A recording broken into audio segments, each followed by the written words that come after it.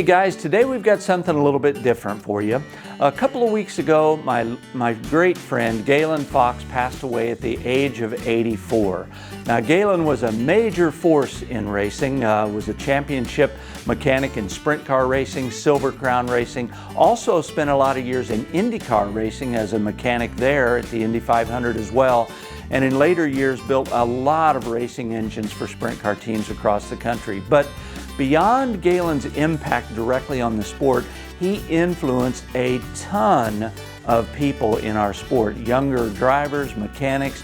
A lot of people were really shaped by his guidance, his mentoring, his leadership through the years. And Galen has a wonderful family, and they asked me to provide the eulogy at Galen's service, and that meant a lot to me. I was very honored because Galen's somebody, not just a longtime friend, but somebody I admired very much. And after the service, we got to talking, and Galen has friends all over the country.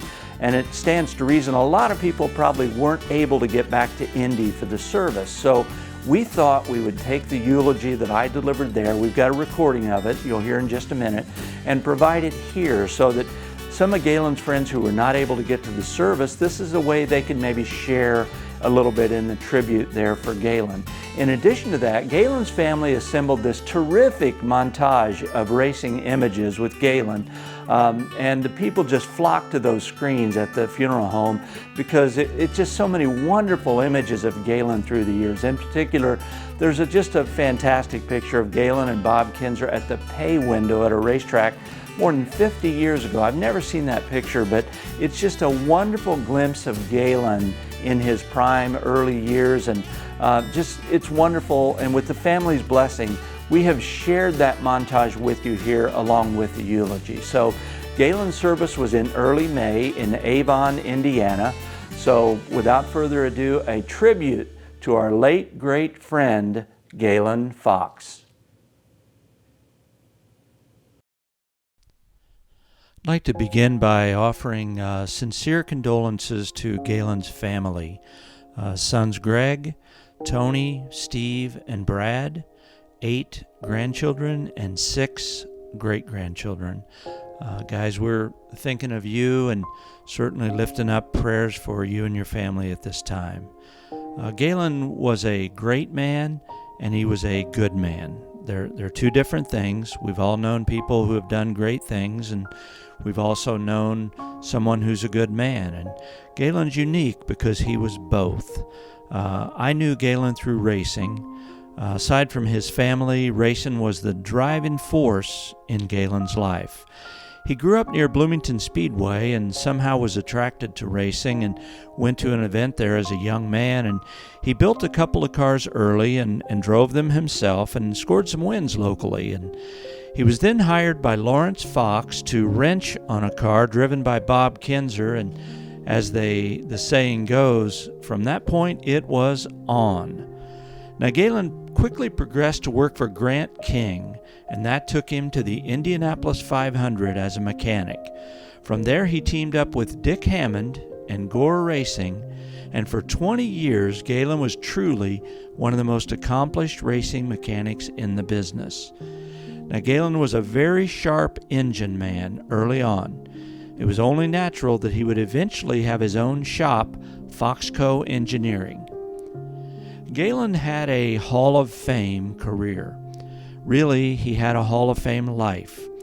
He was inducted into the National Sprint Car Hall of Fame and the USAC Hall of Fame. His cars won national championships and a great number of races. Galen was more than a champion.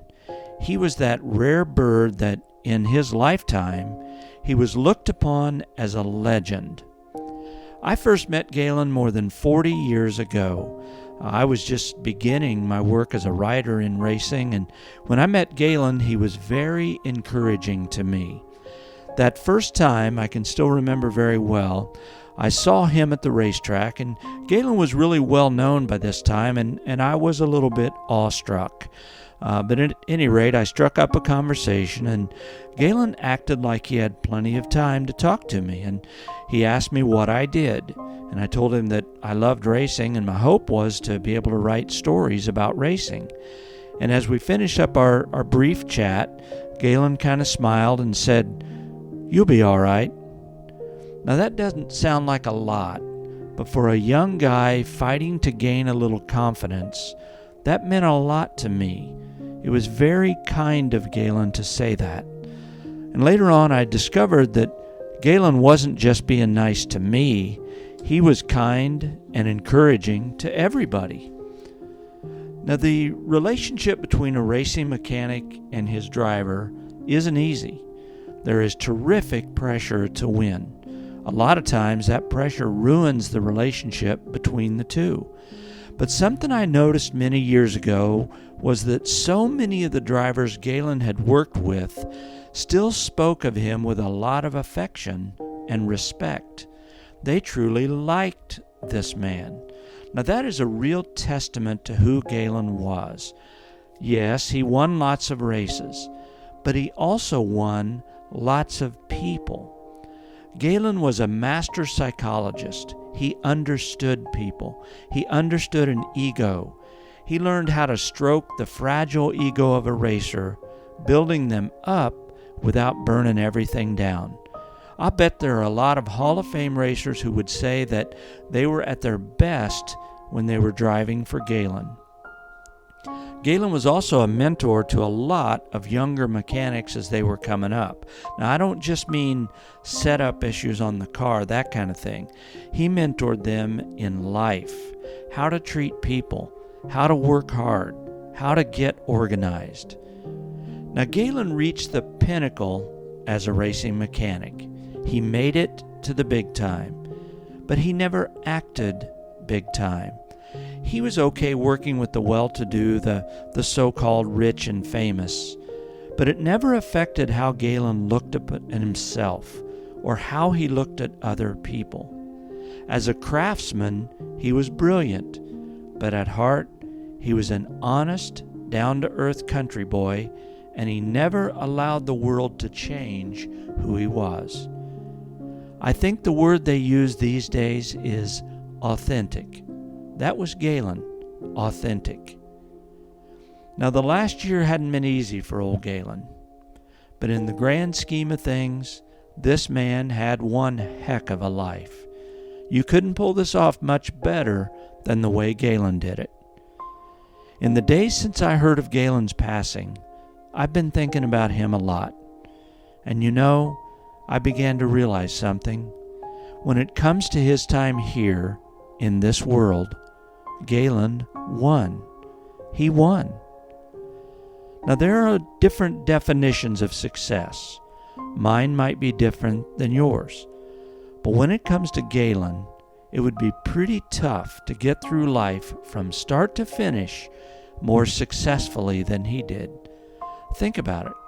He loved his family, and they loved him right back. He loved racing, and racing loved him right back. He dreamed of finding a place in racing where he could make a living, and he did it. Something I discovered a long time ago is that there are a lot of people out there who love racing, and their life's dream would be to have a job where they could somehow make a living in racing. But those opportunities are few and far between. But you know, that's exactly what Galen did. Aside from a few little stints here and there, almost every working morning of his life, he was able to get up and put his hands on a race car or a racing engine, all the way to the finish. He did it. I mean, here is Galen wrenching on a Silver Crown car when he's almost 80 years old. That's what I mean. Galen won. I'm sure Galen had his share of disappointments. We all do.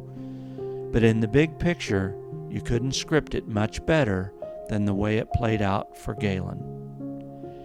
Everybody here has a few Galen stories. I've got a few myself, and some of them are pretty funny. We'll save the more colorful stories for someplace else some other time. But I hope all of us can take those memories of Galen and always hold them close. I will never forget Galen. I'll forever be grateful for his friendship. I know all of you will too. I shared this the other day on social media, and I meant it. Galen, I look forward to seeing you again in some other place. We'll sit down and tell racing stories until the end of time. Adios, Senor Fox. Until we meet again. Godspeed.